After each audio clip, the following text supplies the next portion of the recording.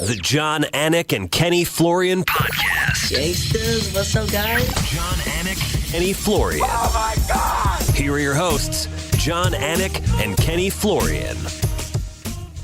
Oh, yeah, man, am I excited. There is not a UFC show this weekend, right? I mean, do the fans agree? I mean, I love 40 shows a year, and I think maybe if I didn't work in the space, I would hate a Saturday night off. But Ken Flo, we just ripped 8 consecutive weeks. Like, little breather for the crew, for the fans. Time to reset here after a crazy first quarter, man. And you can only store so much information, right? And for you, obviously, you're doing a lot of traveling and all the prep that you have to do for each and every show, man. It's a lot of work. So, yeah, I'm happy for you, man. You got a little break here. See, I don't have your recall, and I don't say that to butter you up. You know, everybody thinks, man, dude, like, you love Kenny, man. Like, really love that guy. Like, ease up a little. But you and Rogan, you have these steel traps and the recall. And I say to Joe, man, how do you remember all these stuff? He's like, because I don't have all that NBA bullshit clouding up my brain, you know, all the other sports. Right. And I think there is something to be said for that. Yes. But aren't you glad you don't have to make picks today, right? I mean, you've had to make like 60 UFC picks all on Monday for the last 8 weeks. So we're giving you a little bit of a breather today. Of course, we're going to recap the hell of UFC 222. Much of today's show, though, is going to be our chance to pay tribute to our fallen friend and colleague, UFC producer Bruce Connell. As many of you know, passed away unexpectedly late last week. If you saw UFC 222, this is not news to you. Bruce produced every pay-per-view since UFC 17 in 1998, every big show. Kenny and I have known him for about 10 years. Kenny, I guess you would have probably met him formally when you did UFC 83 around 2008, which he would have produced, yeah? Yes, absolutely. So just an unfathomable loss and sudden, and nobody was prepared for it. And we talk all the time, of course, about this UFC second family, this UFC road show, and I'm on the road about 100 nights a year doing this thing, and you get very close with your colleagues. You know, we have broken bread dozens of times, and you just spend a lot of time together. He'd sort of become a father figure to me over the last several years because he produced almost every show that I did. He produced the first show you and I called together, Kenny, in Nashville in January of 2012. Amazing man, amazing sense of humor, great father, and I just can't believe this is our new world here, Monday, March 5, kid. I know, man. And a lot of times, you know, we take things for granted. Not that we took Bruce for granted, but, you know, we forget that things are impermanent in this world. And for Bruce Connell, who was just always around the UFC, he was like the U in UFC. He was just like the Octagon. You just expect him to be there and be around. And the guy was such a master at his job. And then as far as being that friend or being that good guy who was always around and making you feel good, Bruce was that guy, man. Amidst all the chaos that he had to deal with, producing his show and all that stuff, he was just that guy that was always smiling, always made you smile. Even when he was angry, he was such a sweet and gentle guy that you could only like kind of allow you like, oh, look, that's cute. Bruce is angry. Yeah. You know, he was just, he was such a, like, there was a fragility to him. I don't want to say that. He was a solid guy, but he was this, you know, he was a skinny guy. So you felt like, I don't know, he was a fun guy to be around. And he had this amazing attitude where he was just always laughing about something, and just a genuine guy who looked you in the eye and had real conversations with, and just always asked about family, and just one of the sweetest guys you'll ever meet, and that's why he's so beloved. And you know, I was really moved by that dedication. I actually was sent the video prior to the pay-per-view. Anthony Giordano, who we're going to have on later, sent me the video, and I saw it on my phone and just started crying, man. And then I saw it again on the pay-per-view, started crying again. And, you know, then seeing Rogan and what he said about Bruce Connell, it was a perfect example of how beloved this guy was. And, you know, for you guys doing that show and always hearing him in your ear, it must have been extremely difficult.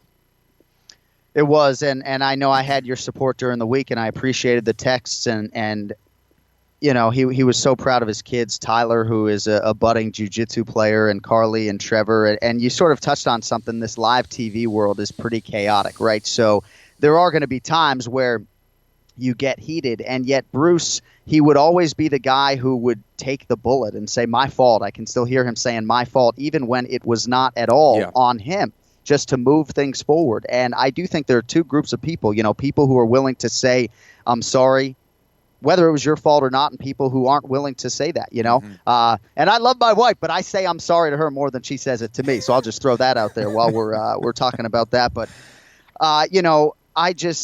and Bruce loved you too, Kenny, right? Obviously. And I think that made me a little bit emotional too, because, he valued you tremendously as an analyst. And one of the last pictures he posted on Instagram was actually about 1.5 years ago, last time you and I called fights together in South Dakota. And, so I had a lot of conversations with him about you and, of course, about sports and everything else. And so last year, right around this time, we celebrated his birthday in Fortaleza, Brazil. And I have a video of us singing to him at a restaurant. He didn't really like it too much. So we're going to post that this Friday, because this Friday, March 9th, would have been Bruce's 62nd birthday. Unfortunately, the funeral, well, I guess for better or for worse, is going to be on his birthday this Friday. At least we'll be celebrating the man. So the service is going to be at the Trinity Episcopal Church in Hartford, Connecticut, 1 p.m. Eastern Friday. If you need more details, you can reach out to me on Twitter. I can provide them for you privately. The service, though, 1 p.m. this Friday, March 9th, at the Trinity Episcopal Church in Hartford, Connecticut. So Brian Stann is going to join us here in a few minutes, Kenny, but I do want to talk a little bit about UFC 222 here, and then inevitably throughout the show we're going to get back to the television giant that is Bruce Connell. So Chris Cyborg was the last fighter to make this walk in Las Vegas when we left T-Mobile Arena December 30th. First show in Vegas this year. She is the last fighter to walk again, and I thought she was dominant against Holly Holm. Some people thought that fight was maybe closer than I did. Nothing not dominant about what she did against Yana Kunitskaya. And when we sat down with Chris Cyborg on Thursday, you could tell that she didn't feel like Kunitskaya was on her level. But she is the last fighter in the world who is going to take any sort of challenge lightly or training lightly. And I think there's a little bit of a misconception that she forces the finish or is just guns blazing all the time. This is a patient, calculated, technical fighter, and I think scary that she is still getting better and still, 31, 32 years old. Big weekend for the face of women's MMA, Chris Cyborg. No doubt. Smart people learn from their mistakes. Smarter people learn from others' mistakes. And I think Cyborg has been around the sport for a very long time, and she's seen what has happened in this sport. Ronda Rousey, the biggest star in the world, got upset by Holly Holm. She knows how it goes, that it doesn't matter, what people think of you or what you've done in this sport. That next fight is the most important thing ever. And when you're throwing these things around with 4-ounce gloves, anything can happen. Even to the point when Cyborg went and rocked Kunitskaya, Kunitskaya kind of fell and landed on her ankle and took her down, somehow. So, things do go wrong. Cyborg stayed very calm. She destroyed her. I mean, right as soon as that round started, she just destroyed Kunitskaya. I thought it was going to be over in 20 seconds. Kunitskaya did hit the takedown, to her credit, hung in there, and then as soon as Cyborg got right back up, it was just trouble. And that's really where I think myself and a lot of people saw the danger here for Kunitskaya was on the feet. I mean, the level is it's such a drastic difference in the level of their striking. It's one thing to be aggressive, but to be technical and to hit as hard as Cyborg, there's just not a whole lot of people who can do it. And even on the ground, I mean, Cyborg's pretty solid on the ground as well, man. It's going to be very difficult for Kunitskaya to land a submission on someone like Cyborg. Oh, sure. So she was just always calm, got right back to her feet, and just made it look easy. We're going to be bouncing around a little bit today. Now joining us to share his thoughts, of course, on UFC 222 and the late Bruce Connell. Brian Stann is with us. But Brian, I know this hits you like a bag of rocks, man, when we spoke Friday morning. I think it hit us all. I think it's hard for the fans to understand how close you get on the road. What the UFC asks of its production crew is monumental. And for people like us, we're 2 or 3 weekends a month. We're on the road doing this. For Bruce Connell and his entire crew, it's been 2 decades, and they do all of them. And so, Bruce was the guy who, he mentored all of us he was that calming force for all of us after a show. If we had a horrible show, or if we said in a 7-hour broadcast, we said one thing that lit a fire under the UFC or anybody else, he always took the heat for us. He was always there waiting after that broadcast, waiting for us to say, hey, great show, don't worry about this. I already told him, you're doing fine. He was that guy. He was the glue that kept everybody together. And it's just, man, you just, sometimes in life, there's certain people you don't expect to hear that news for. And I think we all in our minds expected Bruce Connell to be producing UFC shows for another 20 years. And to hear that news, I didn't know that he was sick initially and what had taken place in December. Right. But we get really close when you're traveling on the road, and it's a challenging thing for all of us because that becomes your family. Becomes your second family, that crew. I mean, you have dinners together, you celebrate birthdays together. I mean, you sent me the video of when we sang Bruce Happy Birthday in Fortaleza, Brazil, exactly a year prior. Right. And, man, I shed a few tears this weekend. And when Anthony Giordano, the director, sent me what that open was going to be, he sent it to me early, as I'm sure he sent it to you guys. I opened it up. I was at a cheerleading competition for my daughters with my wife and my mom, and I couldn't help it, man. Tears just started flowing. It was so well done. I really felt for you guys having to work that night, and I listened to the whole show, and I thought you guys did him so proud because I know you were swallowing tears back at multiple times in that show, and you guys did phenomenal.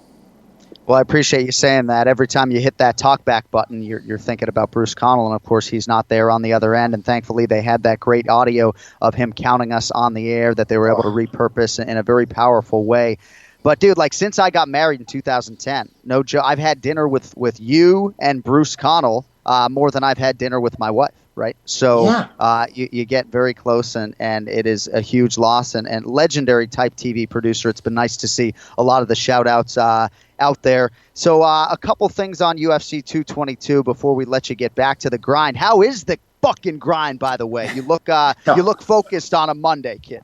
Dude, I am always focused on a Monday. Mondays they are my busiest days. It is an absolute grind, but it's challenging, and I'm enjoying it. I'm learning every day.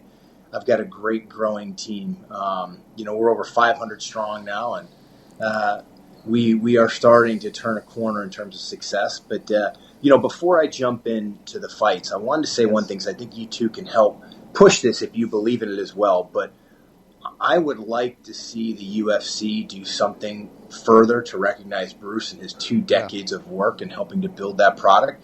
I pushed something out on Twitter, which isn't a great platform, but I still think that when they do the next induction to the Hall of Fame, I think that Bruce should be inducted in some way, shape, or form. There should be something there cementing his legacy to the company, to this brand, to this sport, whether it be in the Performance Institute, wherever the UFC decides is going to house their Hall of Fame, he should be there. There should be something there that his family can go visit and that his future grandchildren can go visit and see, hey, this is his life's work. This is something he helped build because he did.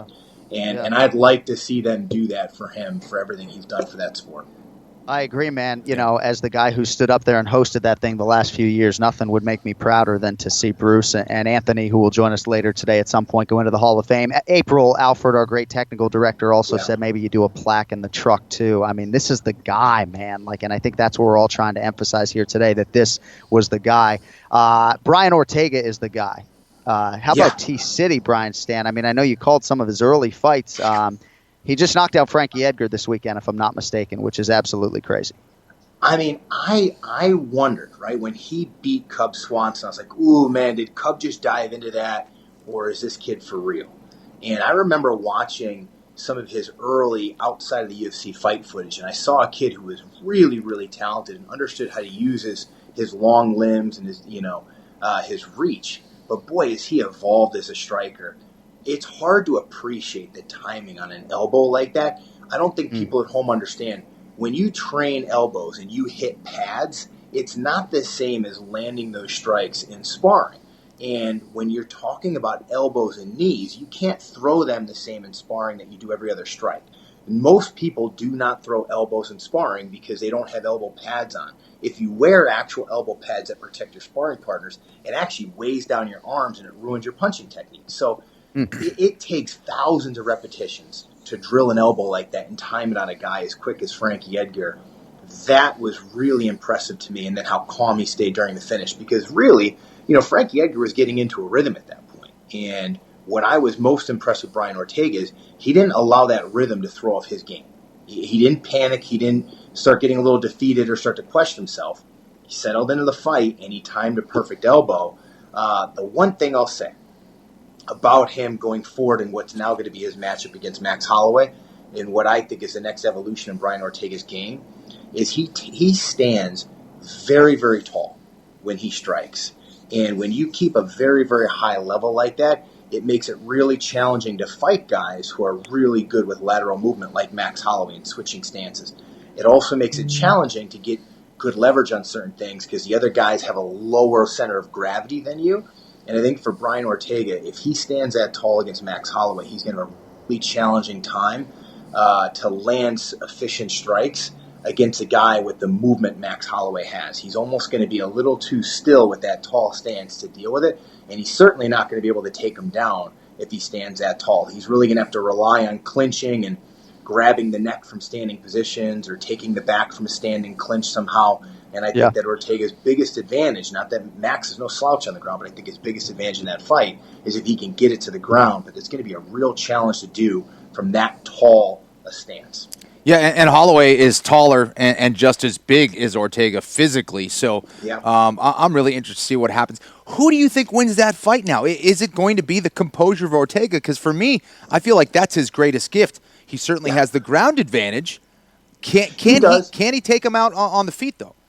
Boy, I mean, look, Ortega's showing us that he can finish. He finds a way to finish fights. But I still give an edge to Max Holloway. I think it's easy to jump on the train, and this isn't taking anything against Brian Ortega, but it's easy to jump on the train of who just did something devastating. And he's had a hell of a run, right? Finishing Clay Guida, Cub Swanson, now Frankie Edgar. That's an incredible run. But Max Holloway was the best fighter last year, and he fought about as good as you can fight in that weight division. And his confidence is through the roof. So I still think it's his fight to lose. I think his movement, his diversity in striking, the power he brings in that weight class, his ability to defend takedowns and dictate where the fight goes, I think all of that allows him to win that fight. And look, it could be a fight that he wins 3 or 4 rounds to 1. If it goes a decision, I think that Max Holloway is just that good. He's got more years invested in being a whole, complete fighter now. Than Brian Ortega does. I still think that Brian Ortega's, he's still going to continue to improve. I think Brian Ortega has 2 more years of steady improvement before we see the final result. But they're going to push him into a title shot now because he's just been so successful. So, similar to like Max Holloway lost to Conor McGregor several years ago, and it wasn't the same Max Holloway we see now. I think that Brian Ortega and Max Holloway, I give Max Holloway an edge, but the Brian Ortega he fights now is not the same one he's going to fight a year or 2 from now. Very interesting. I guess you got to spin it forward, though, right? You knock out Frankie Edgar, there's really nothing else to do. You're not going to fight Jose Aldo, He deserves it. He deserves it. And look, we didn't expect that from Brian Ortega this time. Who knows what you see out of him next time? We only can evaluate what we see on tape. It's totally different when you're Camp Brian Ortega and you see what the kid's capable of every day in the gym. There's always things that analysts don't see on fight day that these guys are still capable of, which makes this sport great, right? I mean, if we were able to call it every single time and be right, it wouldn't be any fun. Yeah, ain't that the truth?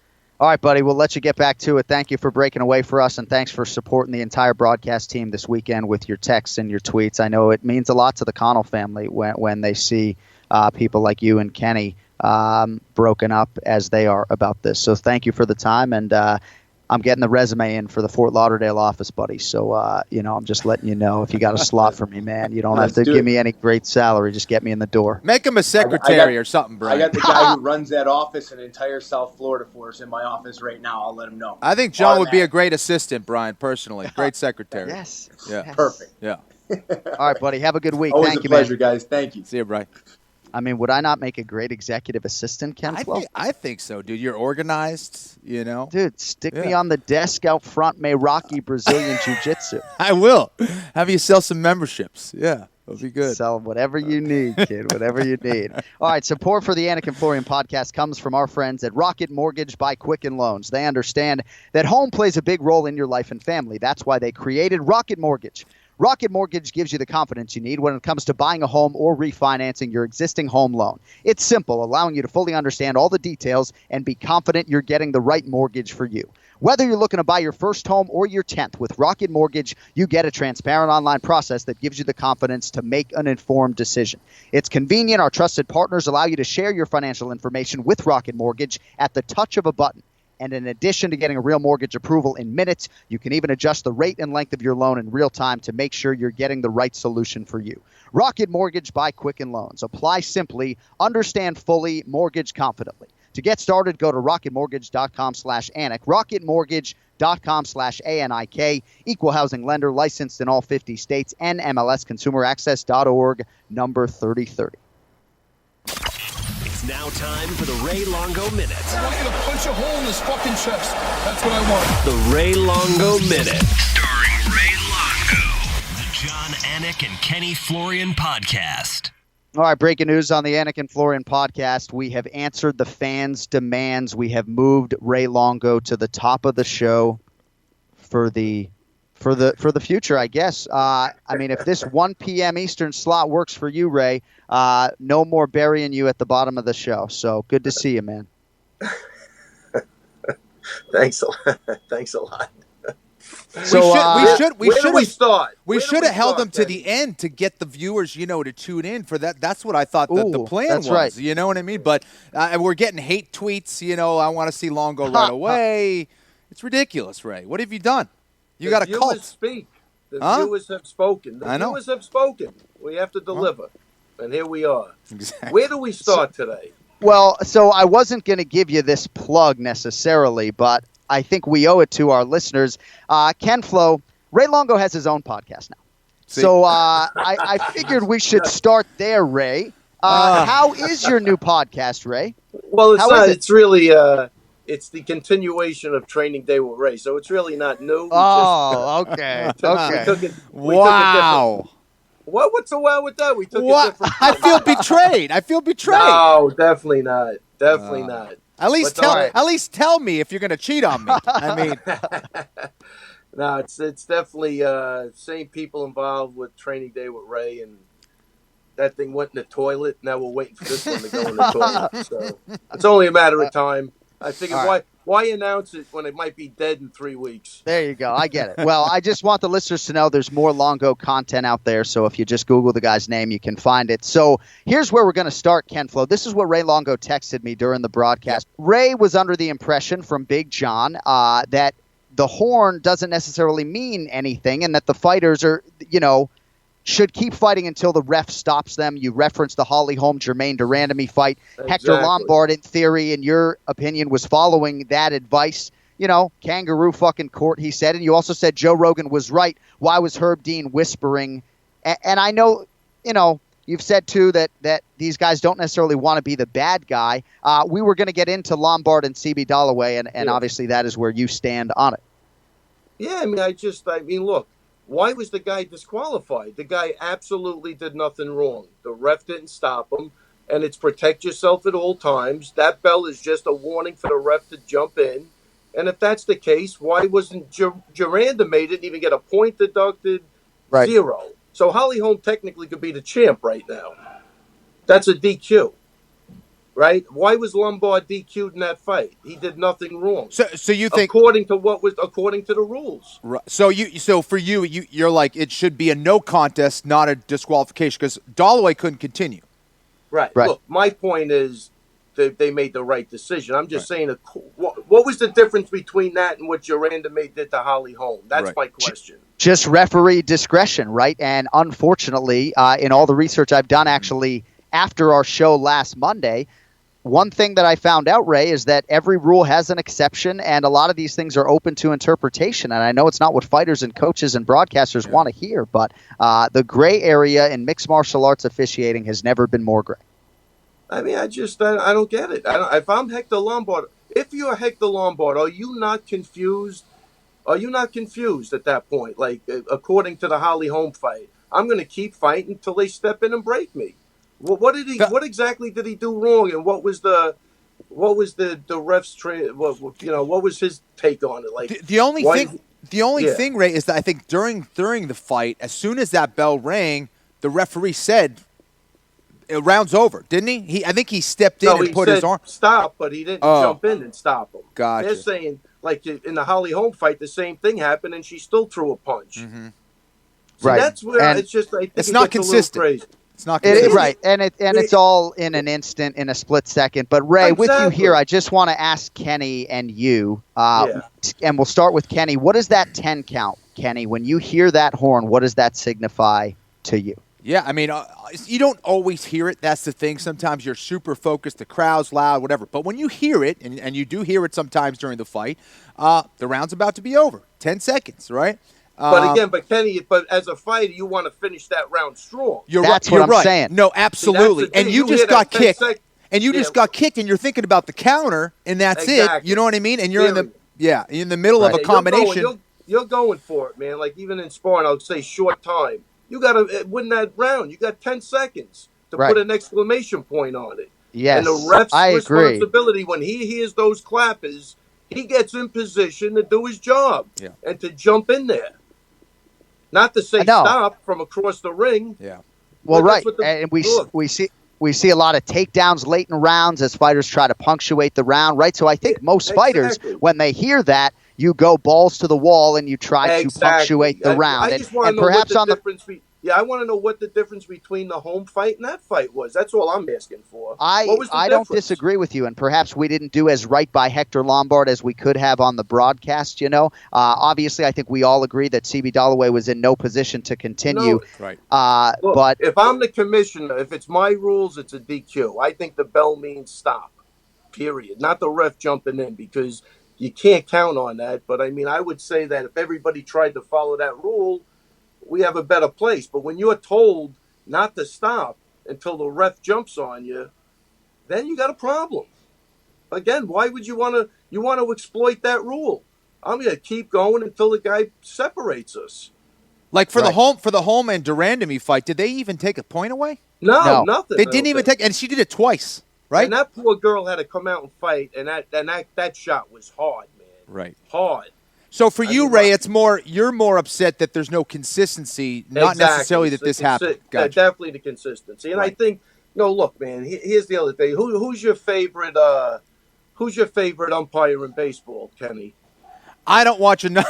I don't watch any of it, but your favorite ref who's your favorite ref in football? Right. Your favorite I get where you're going. I don't know. I don't know any of them. You know nothing. Yeah. You know why?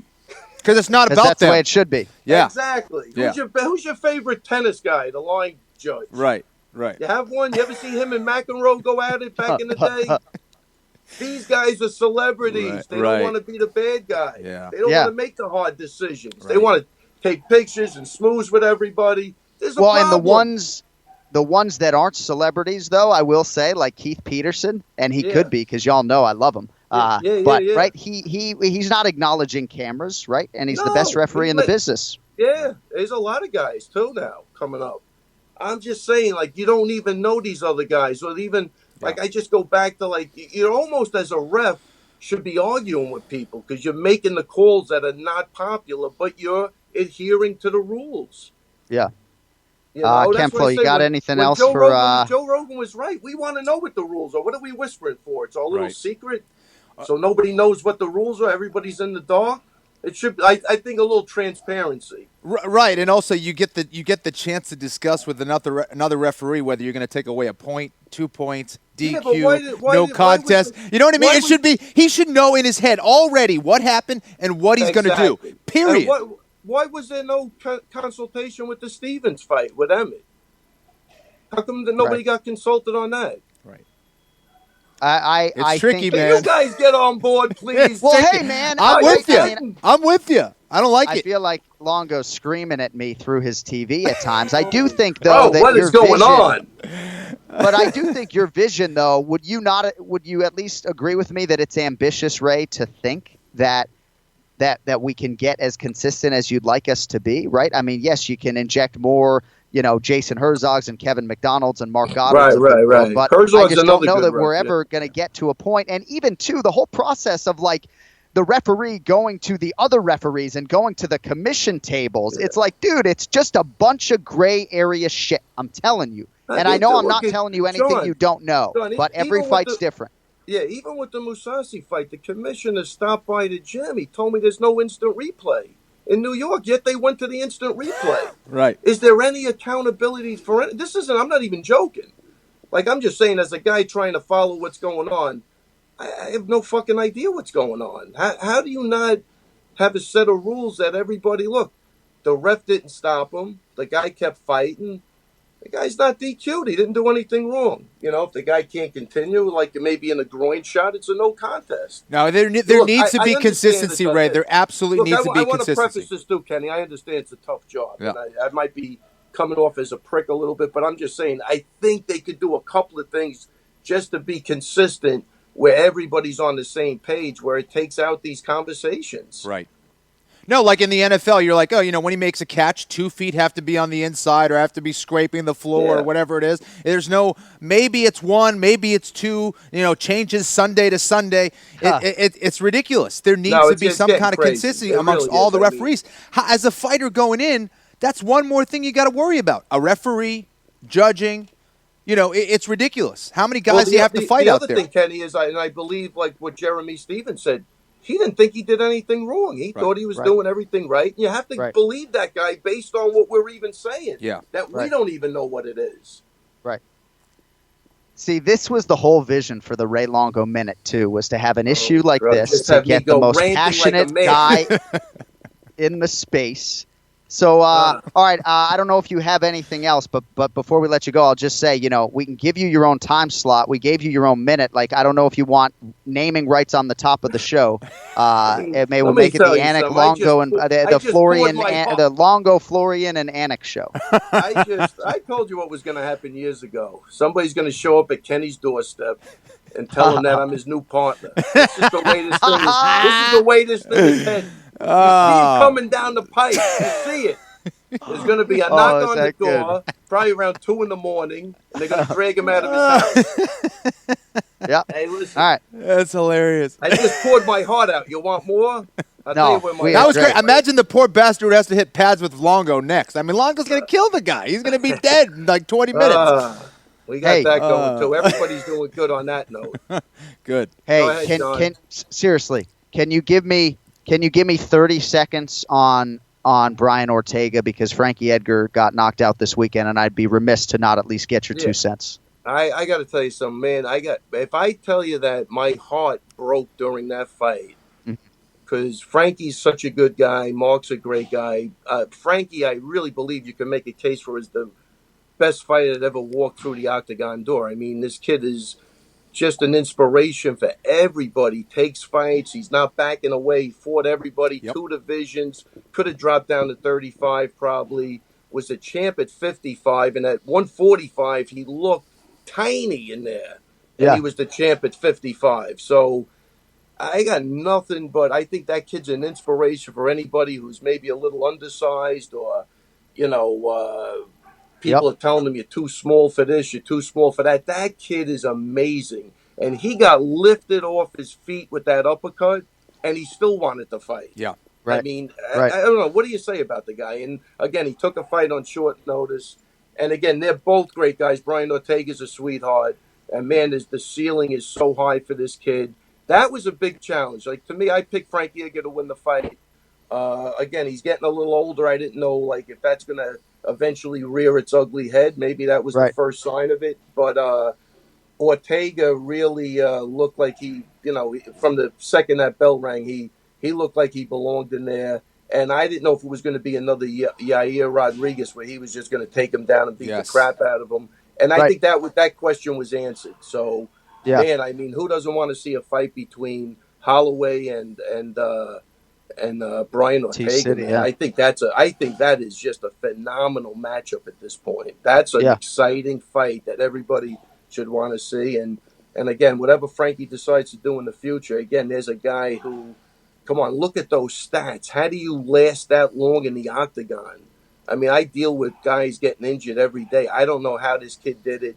He was fighting through injuries along the way. Nobody gets out of this game scot-free.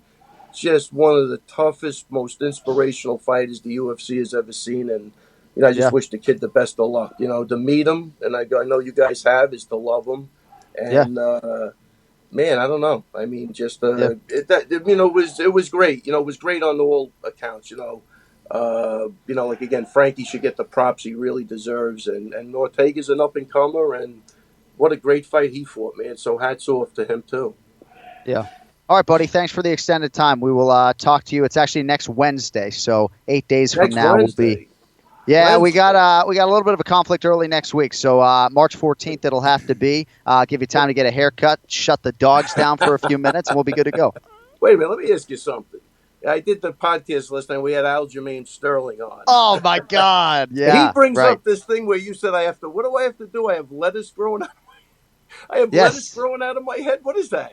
Yeah, it's your hair. It's lettuce, Lettuce. That's what we call it. That's what we call it in Boston. What's the problem? The lettuce. Oh, I have no idea. I didn't know what he was talking about. Yeah. All right. He couldn't stop laughing last night. Well, nice job getting the C-listers with Aljo on the podcast, okay? Nicely done. We'll talk to you next week, buddy, all right? All right, take it easy, man. I'll see you. See you, right. All right, we'll see you. Bye.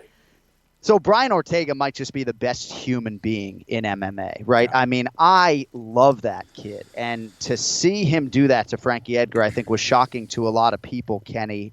And the anticipation for Ortega Holloway, right? You heard Brian Stann maybe doesn't necessarily think he has all the tools right now to handle that challenge. But a lot of people are going to say that this is the most anticipated featherweight fight since Aldo and Florian. No, I mean, since Aldo and McGregor. As much as, for me, this is probably it's almost exactly like Aldo Florian, yeah.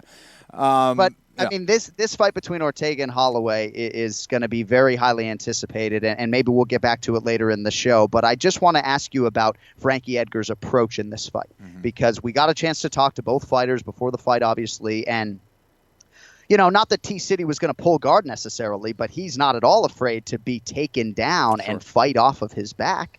So was Frankie Edgar's approach going to be takedown attempt averse? Was he not going to go for right? I mean, I know the fight only lasted almost a round, but 0 takedown attempts. It looked like Frankie was going to try to outstrike it. Well, Frankie was in a guillotine at one point. I think it was off a failed shot. Am I mistaken? Was Frankie shooting in on that? Or maybe in the clip? I think he was shooting in once, but I think so. I think you got to mix in everything. As far as Ortega, yes, is his jiu-jitsu sharp? No doubt about it. If you hit a good, solid double leg with good posture, you're not going to be able to get a guillotine if you do it right. And Frankie certainly has way more experience than me to be able to pull that off. So I thought, you got to mix it in. At the very least, John, I would say at the end of the round to maybe just put a stamp on the round and, hit a couple takedowns, if it was relatively even on the feet. I thought Frankie, like Brian said, I thought he was getting into a rhythm. I thought Frankie was winning that fight up until that point. It wasn't a blowout. It was close, but Frankie was landing a little bit more shots. But the thing about Brian Ortega, what makes him so great, first of all, this is a different Brian Ortega, right? He gets better with every fight. Not to mention, he was notorious as a slow starter, okay? He was a very slow starter, something that I had to deal with. And he's been making those adjustments. Every fight, it seems like he knows when to turn the volume back and get his rhythm a lot quicker. What separates Ortega from a lot of fighters is, listen, I think there's other guys who have sharp ground games, all right? Better ground games than Ortega. There's other guys that have better striking than Ortega. There's guys that are bigger, stronger, more athletic than Ortega. What makes Ortega great is his mind. Okay, it's his composure. It's his ability to read his opponent and say, you know what? I see how Frankie's entering. I'm going to throw an elbow. Yeah. I'm going to go for a guillotine. Cub keeps ducking his head. I'm going to combo with some knees and wrap up that guillotine. Whatever it is, he knows how to figure guys out, and he's doing it better and better every single fight, quicker and quicker every single fight. So to me, that's what makes him special. And like Brian said, does he have more to improve on? Absolutely. I've been saying that the last couple of fights. I said, Ortega's good, but I don't know if he's got the kind of striking level of a Cub Swanson. I don't know if he can keep Cub away. I don't know. Frankie has a lot more experience than him. I think Frankie's going to be able to land some shots, and he knows how to win rounds. I don't know if Ortega's going to be able to Frankie. He keeps proving us all wrong. You know, so I was blown away by Ortega's performance, his ability to find that winning shot or that winning move to get the win. He's been doing it throughout his career. This guy is a finisher. You have to make this fight. You just got to do it. You look at all the momentum and the highlights from both of these guys of what you can do and how they are similar as far as size and all that stuff and age. It's the fight that has to happen, man. This is a big, big fight, and it's happening in the featherweight division. And we're not done on T-City, but now with us on the guest line, and I apologize for keeping a good man waiting. This is a man who spent more time with the late Bruce Connell, I would think, over the last 15 to 20 years than probably anyone in the world. Also the best sports TV director, by the way, in the free world. The great Anthony Giordano is with us. AG, you know we love you, man. I apologize it took these circumstances to actually get you on the show. How's it going out there in Northern California, my man? You know, just in denial. In denial. It's the best way I can put it. In denial. I can't imagine how difficult the last several days, have been for you and the emotions when you took that seat for UFC 222 without your guy Brucey to your left. I mean, did your heart skip a beat? I mean, what was it like cracking that pay-per-view broadcast this weekend for you? Well, obviously that emotional opening, when Craig showed it to us, Craig Barsari, the day before, I looked at him and I said, really? You're going to do that and then expect us to put on, 6 hours of live television, with everybody in tears. But that's what Bruce would have wanted, and that's what he taught us all. So that's what we did. And it's certainly a partnership.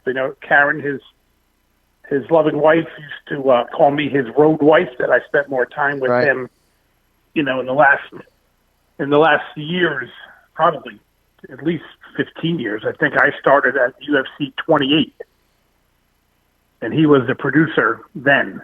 So I've been next to him every other week or every couple of weeks for, from that point till, a couple of weeks ago. And it definitely felt surreal. It's like a quarterback and a receiver.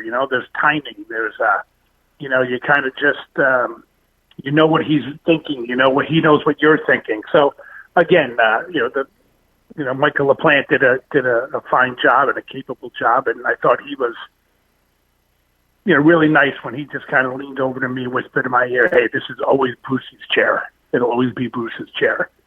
So at that point, you just suck it up and you go to work.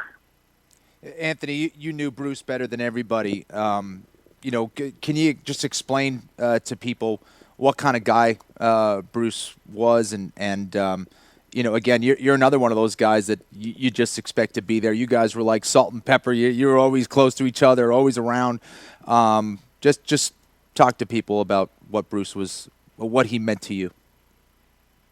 The strange thing for me is, Bruce was like, he's been on the road so long, and he's been in sports television like way beyond me. I mean, he's one of the pioneers. Right.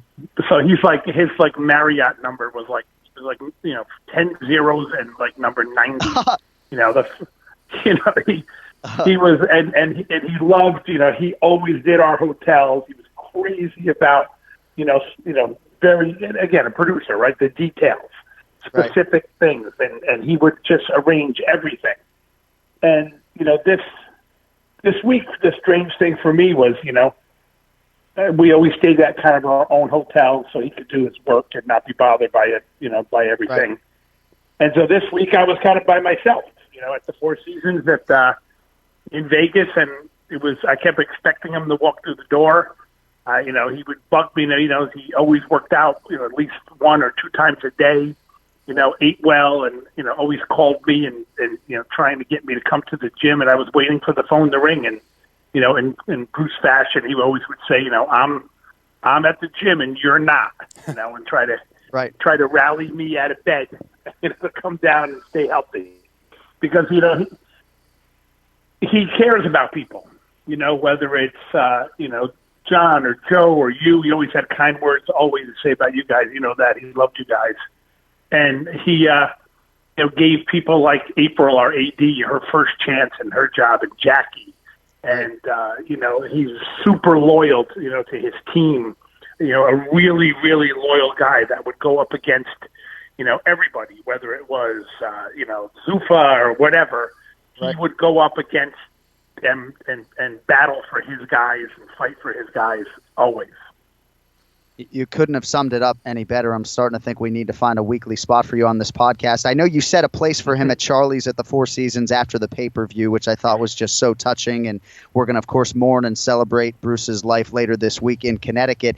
But I wish we could bottle the energy of your back-and-forth relationship with him, because you guys are both hilarious. You're maybe a little bit funnier than he is, but you're both funny guys. You both talk a bunch of shit. And, he still owes you $10,000 if I'm not mistaken, right? Well, 10,200 if we're counting on the 200 from bocce ball, from Marin's, from Marin's bocce ball, where I specifically showed him the rules, right, on the internet, that what I did was legal. But, when Bruce gets, when he gets hooked on something, there is zero talking to him about it. I'm like, Bruce, it's right here in the rules.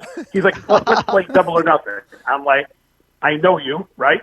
I know you're not going to pay me, so give me the 200, and then I'll play you the double or nothing, or I'm never going to play you again.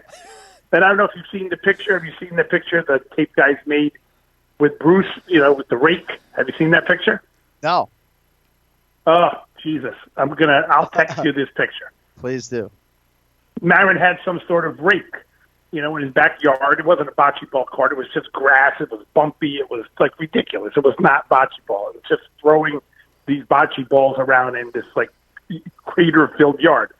But for some reason, Marin's back of his rake was sharpened, whittled to a point. Oh boy! So so Bruce was tossing that at the opposing team, which I was not. So while you're trying to throw the ball, all of a sudden this spear was coming. Jeez. So he was. The thing about Bruce is he loved life. Yeah. And we would get into, you heard it, you would hear it over the thing. We'd get into some battles where, it just instantly, we would be yelling at each other, and especially if we were in a different place, where our home guys didn't know us. They would look at, Nick Villani, one of our camera guys, he would say the camera guys would look at each other, and then 2 seconds later, we're just right back, everything is good. And we're just, but we're both very passionate about what we do. So we would get into these things. And then, literally, the second it was over, and we were back. And he always, whether we were in Brazil, whether we were in anywhere in the U.S., just always wanted to do things. And the one thing that people say, but really, as a father, I only have one daughter, so we're just, she's about to go to college. We're ready to lose our minds. I watched Bruce's family, his kids, and his wife. They always wanted to be together. They would come out Memorial Day weekend. They would all fly out to Vegas and go on this houseboat and, stay on this houseboat for 2 weeks or something. And Bruce would always tell me, we ate 30 pounds of steak and drank, 50 cases of beer. But I love the fact that his kids if they were anywhere in the vicinity, they would make, the effort and all come together and hang together. And I always told them, I'm like, dude, you're a crazy dude, but you're a great dad, great husband, and I just hope my daughter, when she's in her third year in college, just wants to fly everywhere and meet me and do that. I mean, it really was a tribute to him as a person, because ultimately, right, we all miss him, we all love him, we've all learned in our business and in other businesses, the show goes on. Right, whether I'm there, you there, the next person will just continue. Will the home viewer know that I'm not directing the show, or that? No one's going to know what that particular thing is. But what really gets me and brings it home and makes it real is the people, in that room when he passed. Where they're going to. Unfortunately, I had a niece pass away last year. She was only 20 years old, and I learned, that the hole in the heart that the family gets, that just stays there for the rest of their lives. They feel that pain, they move on with their lives, but it's always there.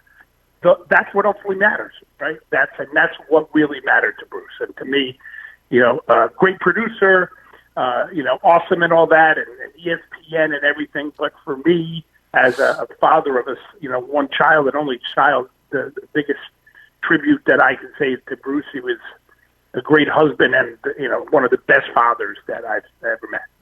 Yeah, kids wanted to be around him, and I think as a parent, that's probably goal number one for a lot of us. And if your daughter doesn't want to hang out with you, I don't know, her friends must be really fun, because I say that with all due respect. I mean, you know how much we love you and breaking bread with you and everything else. I mean, she's got to like hanging out with you. If not, she's nuts.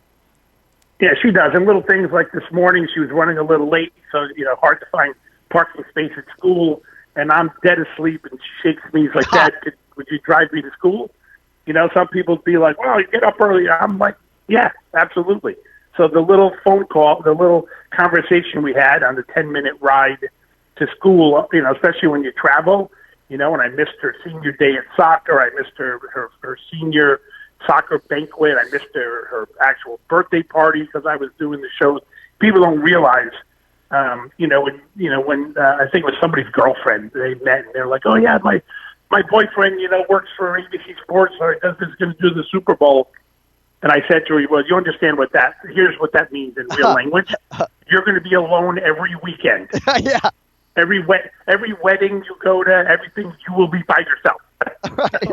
So it's a little, then people don't understand the sacrifice that you make, giving up your time with your family.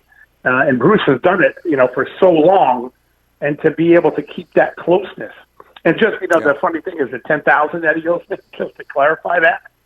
Yeah, please. He kept telling me that my daughter is in high school and she absolutely will get a piercing and tattoos before she was 18. and I said, that's never, ever going to happen. Not because I'm going to yell at her or anything. First of all, my daughter's afraid of needles more than anything in the world. And both of those involve needles.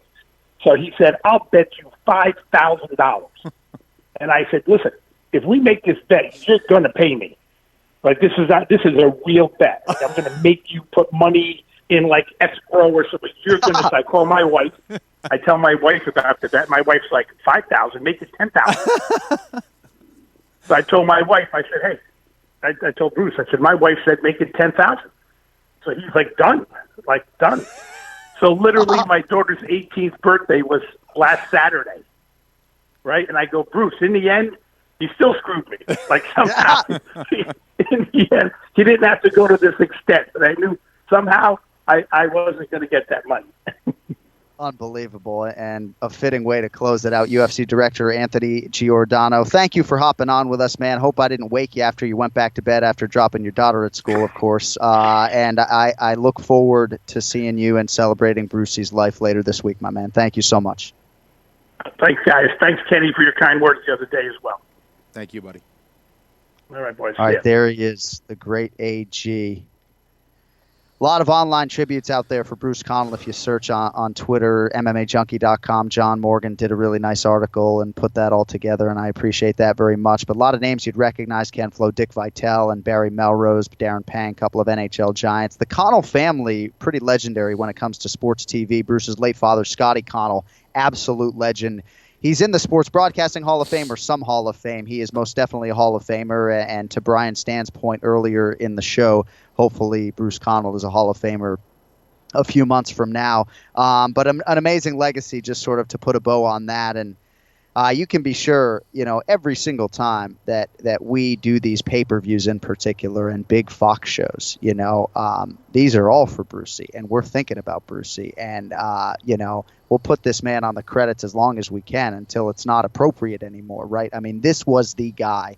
And as such, we wanted to spend a lot of time on the great Brucey Connell here today. We are going to get back to the UFC 222 recap here in a minute.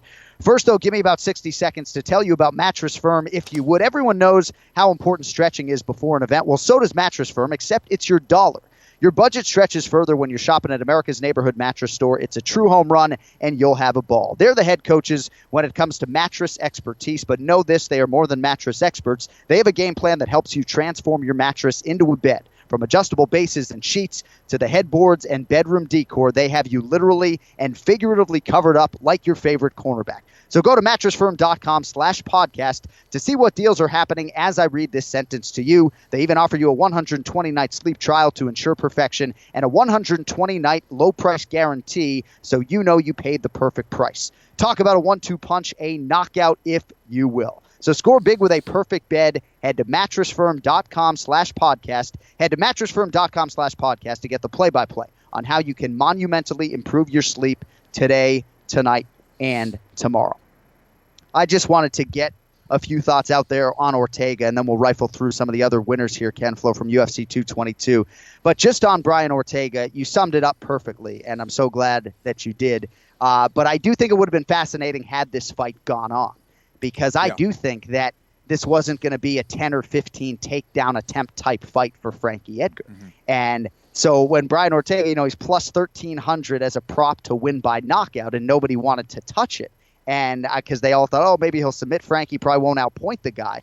But not a lot of people are maybe understanding what Ortega can do with some limited opportunities on the feet. And now taking out two very durable guys in Clay Guida and Frankie Edgar, largely on the feet. So I'm excited to see the Holloway fight. And again, that's as big a fight at featherweight as we can put together. And maybe not as big as Edgar Holloway, but in terms of the hardcore fans, I think that's the fight. Two guys with big frames for the featherweight division. I can't wait to see that fight play out. And we'll see if T-City's ready or not. I think it's going to be pretty close on paper. I don't think Holloway's going to be much more than a minus 180 favorite, especially given the nature of the Edgar result for Brian T-City Ortega. Sean O'Malley, Andre Sukumtat, Kenny, a very interesting fight here.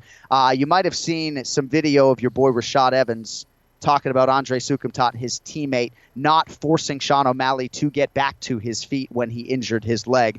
I see upside in both of these guys. I see a higher ceiling for Sean O'Malley, but fight IQ for Sukumtat has to be questioned here when potentially all he would have had to do is back up, and it might have been a doctor coming in to give him a win. Without a doubt. First, a couple things. Let's talk about the start of the fight for Andre. And I know Andre, and I felt bad for him. But, if I'm looking at it with just critical eyes, not on Andre, but on his approach, when you're fighting a taller guy with a lot of offense, you absolutely cannot allow him to back you up. You can't. If you're going to be the counter guy, you can do it as Sean O'Malley. You can't do it as Sukumtat. Right. Sukumtat should have been backing him up, should have been moving forward against the taller, rangier fighter. You cannot allow him to back you up as the shorter guy with less range. You just cannot. And O'Malley was just letting his offense flow from there, which really put Sukumtat behind the eight ball there. So not a good start for Andre. And every time he went forward, he was effective. Now, let's talk about the injury, all right? So, ANIK, if you have me on one leg and I broke my foot or I have injured my foot at this point, I don't know if it was confirmed as broken, but I can't step, right? I got one leg. I guarantee you'll finish me. But you're not going to do it by taking me down. I mean, if you take him down, you're going, you know what? Let me help you win the fight. Let me help you survive. Why wouldn't you just try to knock him out on the feet? Why wouldn't you actually – he would have had a better chance if he put his arms up and waited for O'Malley to take one step forward. You know what I mean? Like, if he just allowed it – it was crazy. Well, you could have kicked that. I mean, dude, like Kenny Florian, with all due respect, like Kenny was a killer. Okay, like he would fight. I mean, not that you would fight emotional, but you would fight anger. I'm not saying you would have grabbed the foot to force him. I would have taken it easy on him. I'll tell you that. He could have. You could have forced a verbal tap potentially just by grabbing the foot. Yeah, right. Oh, I would have done it. It's fair. He's in a fight. Sorry. Right. No. So obviously that was sort of the big storyline in that fight. But I do think O'Malley has a lot of weapons on the feet, Kenny. Distance management is as important for a striker than anyone, and I think he understands that pretty well. He's got a very feint, heavy attack that has some polish to it, Kenny. I mean, this is a guy who has dreamed of this since 12 or 13 years old. So even if he wasn't always doing the right things in training, he was still working towards this goal. Yeah, man, listen, he's got two things that just make him dangerous right off the bat. He's 5'11", 135 pounds, okay? And number two, he's got confidence. So maybe he's not the most technical guy right now, but he believes in himself and he believes in his system of striking. So just those two things alone make him dangerous. But guess what? He's becoming more and more polished now. He's feinting his way in. Does he have work to do? No doubt about it, on the feet and on the ground. But just his range and his confidence level could potentially make him a great fighter down the line. So O'Malley has, he's really improving. I thought Sukumtat was going to win this fight. I thought Sukumtat was going to pressure him. And again, it's easier said than done. Maybe Sukumtat went out there and go, geez, this guy's huge. I can't find my way in. I don't know. But whatever it wasn't the right approach. And as a fighter, you're going to have these ups and downs. O'Malley may have gotten into his head a little bit, and this young kid, man, he's got a lot of confidence. Once he lets his offense flow, man, he's going to be a problem for a lot of guys in that division. So I wasn't a believer. Him getting the win, I thought, he's a guy who people are going to have to watch out for, no doubt about it.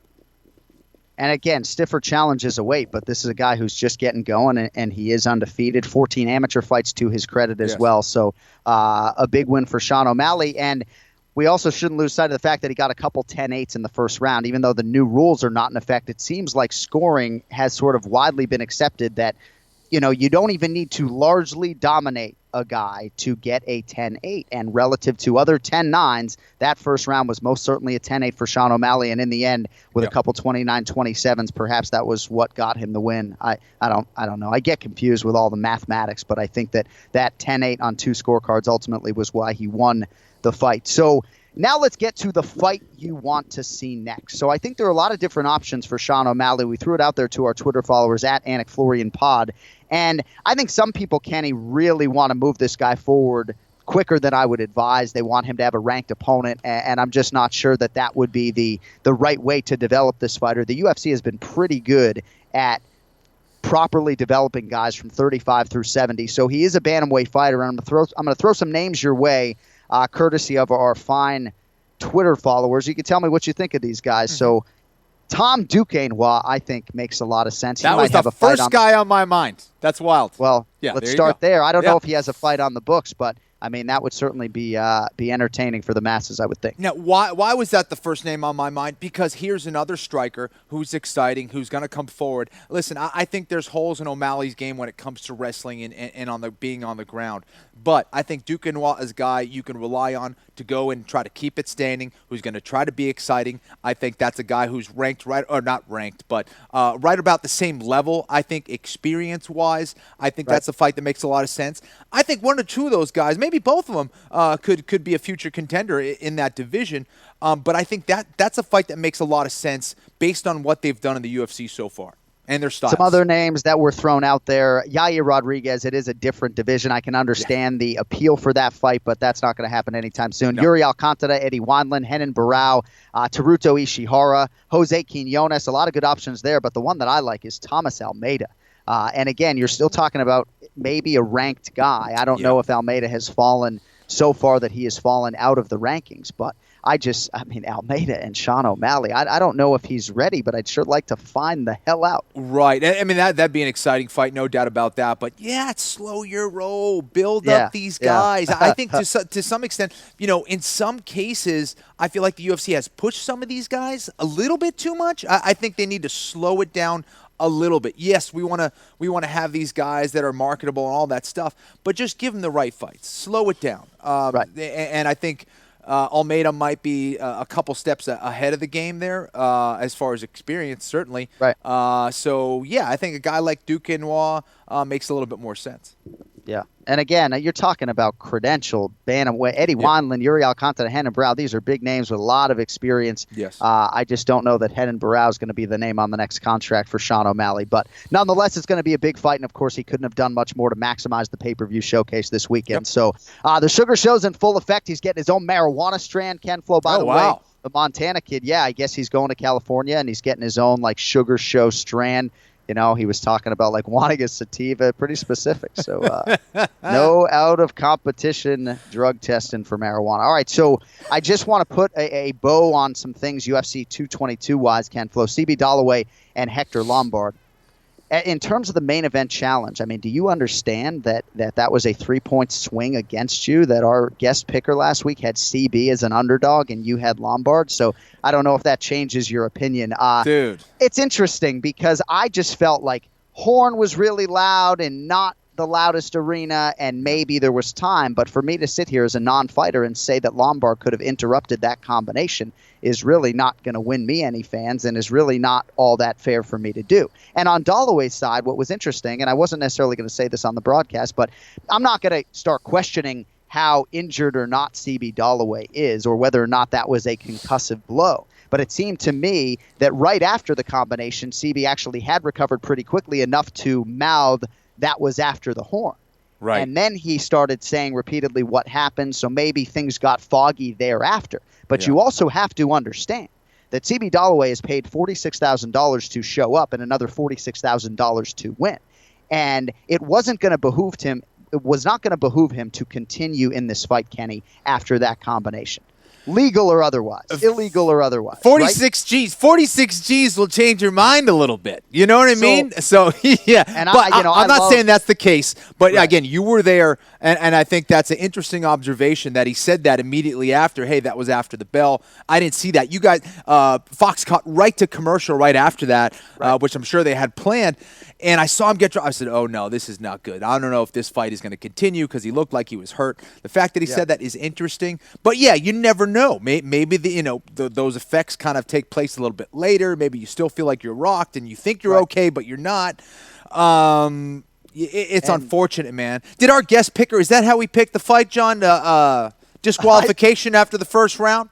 Well, hey, I mean, a W is a W. You're going to do that to the flow? That is ridiculous. Hey, if it gets appealed and overturned to a no contest, remind me, and we will be sure to adjust the standings accordingly. But it's almost like if you I'm just upset because I lost again, and I'm down so bad on points. Well, dude, no, you had Cyborg by first round knockout. Yeah, you actually had a pretty good week. You had another underdog play in there. You had Brian T. City Ortega as the underdog, Ken Flo. You picked him.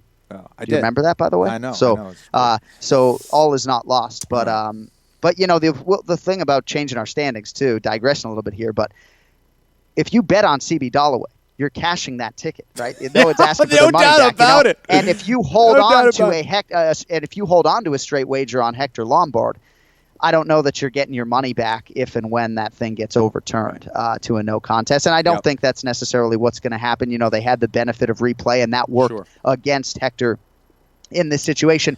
And I don't mean to add further speculation to Holloway or the extent to which he was hurt. I mean, I love the guy, 19th UFC appearance. He deserves the benefit of the doubt. But again, you know, sometimes you're a fighter. He's like, man, it doesn't make sense for me to continue. And all I have to do really is say what just happened to get $46K added to my paycheck and a DQ win. There's obviously some risk involved there, Kenny, right? I mean, it could have been a no contest, or he doesn't know exactly how they're going to do that. But Lombard gets DQ'd, and there you go. You know, well, and here's the issue. You know, we were talking about earlier is that, you know, for this fight, we'd like to see some consistency here. You know, we've seen other shots that were late before with no repercussions. So we have to figure it out. You know, what would have happened if Holly Holm wasn't able to continue against Dern?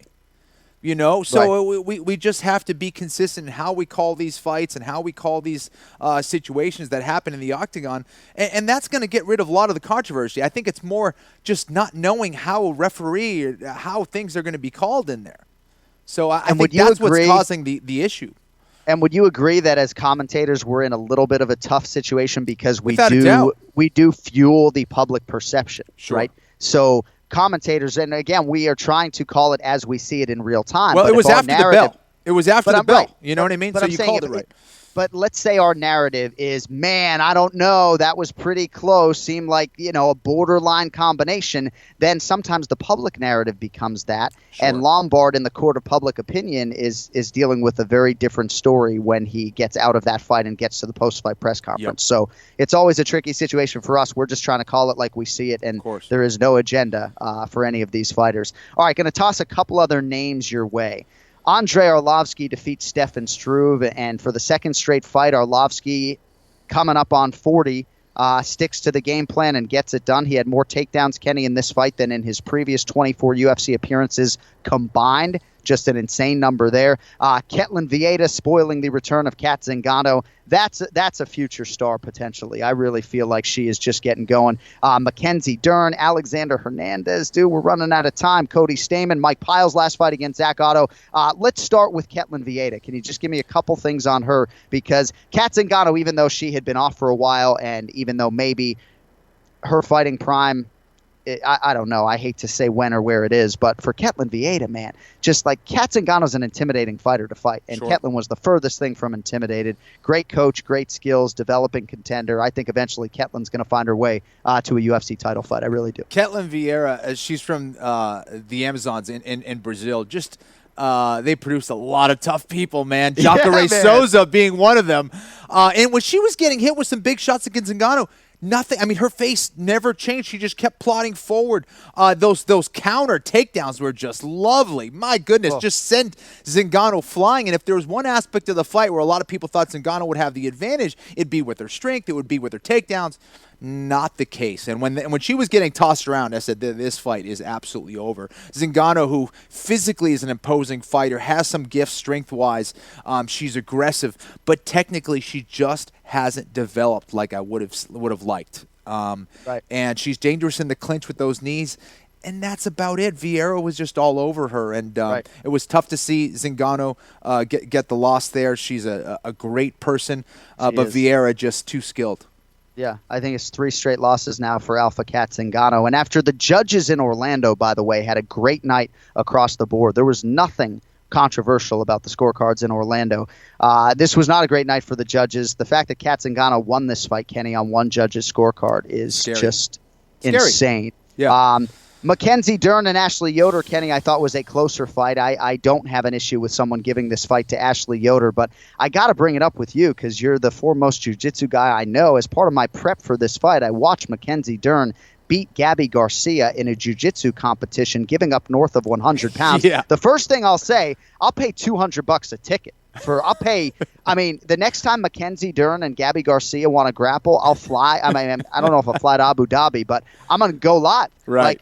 That was an amazing video to watch, and Dern outpointed Gabby Garcia. Dude, it's crazy. This chick has got a fire and an ability to rise to the occasion, not unlike Sean O'Malley. I think she's a big game player. And again, even though there are holes, man, I'm telling you, well, I shouldn't be telling you anything about this, but dude, she's going to submit a lot of people. Yeah, she is. And, I was impressed with the fact that she was able to eat some shots, deal with a very stubborn Ashley Yoder. Yeah, and you know what I mean? And continue to press forward and look for that submission. She was really looking for it in the end of that third round. She was all over Ashley in the third. I thought Mackenzie won the first. I thought Ashley won the second. And then I thought Mackenzie won the third. So I had a 2-1 for Mackenzie. But, yeah, absolutely. We got to praise Ashley Yoder for having some stingy takedown defense, being able to use her range really well in the second round. If she avoided that third round takedown, she was going to win that fight, I thought. But it was just that the positional advantages for Mackenzie and just beating her up on the ground, that was the difference in that third round. She didn't get that takedown. I think Ashley was going to win that fight. So very impressed with Ashley and how she was able to, use her strategy for the majority of that fight. But this is a great scenario. As I was watching this fight, I said to my buddy Kenneth Capello, I said, listen, if Mackenzie loses this fight or she wins this fight, either way, she's going to learn a lot from this. And the best scenario is always to make some mistakes, deal with some struggles, and still get the win because she's going to realize she needs to clean up her striking. She needs to move that head a lot better. But she's tough, man. She's not afraid to throw down. A lot of jiu-jitsu practitioners are afraid to get hit. I don't think Mackenzie was afraid to get hit there. And again, she was fighting a southpaw, which brought her to the brink of tears at times in training because it was very difficult there, switching up in terms of what she was trying to do on the feet. But yeah, no, I think you put it all perfectly. And as far as Ashley Yoder's concerned, she's 0-3 in the UFC, but tough matchups. I think she's going to get another fight to prove her worth there at 115 pounds. This is definitely the division in which Mackenzie Dern needs to make a run. I know there have been some weight cutting issues, but maybe there's a little bit of weight to trim there. But I don't like her at flyweight. I like her very much at strawweight. And she might like jiu-jitsu more than you, Kenny. Like, she wants to win the UFC title, defend it, and then go back and compete in jiu-jitsu. And as much as I like watching her fight in MMA, I think she might make me a fan of, watching Brazilian Jiu-Jitsu. Well, she's exciting. She's a practitioner that really goes for the submission, and a lot of, of the world class, a lot of the champions in the Jiu-Jitsu world, they play for points. They get an advantage. They get a couple points here and there, and that they're satisfied. Mackenzie Dern, she's always been that practitioner who looks for the submission from the beginning of that fight. So that's what I like about Mackenzie, and that's why she's so kind of beloved by a lot of the Jiu-Jitsu practitioners. All right, we got about 2 minutes. Alexander Hernandez, a 42-second knockout of Beneil Dariush, who was the number 12 ranked lightweight in the world. Of course, this was supposed to be Bobby Green, and Dariush just told me he worked so hard that he wanted to stay on this fight card. Obviously, there was some risk involved here. Your reaction tells me you certainly saw this fight. How about the frame, the chiseled frame on this Hernandez, and then to go out and do that to Beneil Dariush? Like, that's as good a UFC debut at 155 pounds as I think I've ever seen. Yeah, and he did it against Dariush. I mean, Dariush is a stud on the mat. He's a good striker with some good experience. Hernandez, I mean, the first second of that fight, you showed he was going to give no respect to Dariush. He was out there to not win, but to destroy Dariush. And for a lot of guys making their debut, they kind of want to just go out there and prove that they belong. This guy wanted to go out there and prove that he's a name to watch. And I was really impressed with his approach. He went out there to kill. He was an absolute assassin. And then the way he handled the mic with you after. I mean, it seemed like he was like, this was going to happen. This is what I envisioned. I'm glad I got this result. I wanted to prove what kind of fighter I am. And, man, this is a confident and dangerous dude. My goodness. Slipping his head off on the center line and throwing that cross right down the middle. The kid did his homework. I'm excited to see his next fight. I know TJ Dillashaw, one of his heroes. He was switching his stances like TJ. Pretty cool, man. These are the guys that these older generational fighters have to worry about. No doubt, man. And athletically very gifted, obviously. And when I spoke to him Tuesday on the phone, dude, he was like, oh, this is a terrible matchup for Daniel. Like, Beneil, he tried to say it with all due respect. He's like, he's like, hey, man, I'm trying to be humble, but, I mean, these guys much slower than me. Like, I move like a 35, or I hit like a 70, or I was training for a fight on Sunday. I'm in the shape of my life. Like, I don't know what you guys think is going to happen, but, like, Yikes. Plus 300, you may want to go to the window because I'm about to starch this kid. And then he went out and did all of that, and it only took him 42 ticks on the clock. So a nice win for Alexander Hernandez. Zach Otto with a win over Mike Pyle. Obviously, we all appreciate the 42-year-old Mike Pyle stepping away after 42 professional fights. Cody Stamann spoiling the return of Brian Caraway. Stamann now a contender in the bantamweight division. And John Dodson, a little bit limited with what he was doing on the feet in terms of the weapons, Kenny. But he did enough to beat Pedro Munoz. I just would like to see more from Dodson. He has never been finished in 30 pro fights, and I think sometimes that speaks as much to his style and his unwillingness to take risks as it does to his masterful footwork and speed. Two things. I had it Munoz 2 rounds to 1. Okay, I thought Munoz was going to win because of that very reason that you talked about. I didn't think Dodson was busy enough. Now, here's the problem. Dodson, that was his last fight on his contract. And if you're trying to prove to the organization that you want to get re-signed and get re-signed for more money, is that the way you want to fight? Right. No, fair enough. And that was the last fight on his contract. All right, 30 seconds on Chris Cyborg, Amanda Nunez, because we got to at least mention it. I know Megan Anderson went on Twitter and tried to sort of inject her name into this conversation. And it doesn't seem like the Pennington-Nunez fight has been put to paper necessarily yet, Kenny. How ready is Amanda Nunez to move up to featherweight? By July to be game against Chris Cyborg, and where is your level of enthusiasm for Cyborg versus Nunez? For me, aside from the Rose Namajunas and Joanna Jędrzejczyk, I think this is the biggest and best female fight you can put together in the UFC, period. Nunez, Cyborg, I think it's a fight that needs to happen. I tweeted that. I had a bunch of tweets going, what are you talking about? You're going to send her against another 135-pounder? Guess what? She's the best fighter available. And she's not just another 35-pounder. Exactly. I mean, she's Amanda Nunez. She's Amanda Nunez. She's big for the division. I don't care. It's not about that. Let's say, I'm trying to think of an example. There's other 125-pounders in there for Demetrius Johnson, but you got to get the biggest and best fight, which would be TJ Dillashaw. He's the biggest challenge to Demetrius Johnson. Right. So it's not about just getting, why does she fight another 145-pounder? Is there another 145-pounder on this planet right now that you think could beat Cyborg? Absolutely not. There's one who I think could. Unfortunately, she's 135 pounds. That's Amanda Nunez. She's the only person who hits with that kind of power. She's not a small 135 pounder. It's tough for her to get down to 135 pounds. She should probably be fighting at 145 pounds at 140 anyway.